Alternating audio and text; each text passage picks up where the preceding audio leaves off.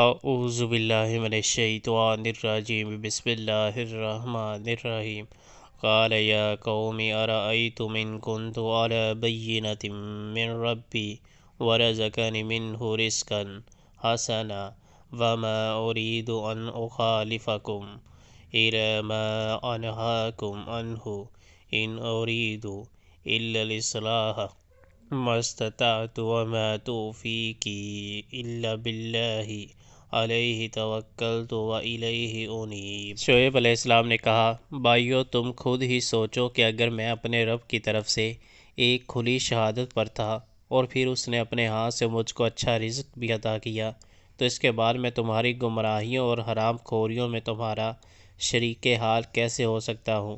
اور میں ہرگز یہ نہیں چاہتا کہ جن باتوں سے میں تم کو روکتا ہوں ان کا خود ارتکاب کروں۔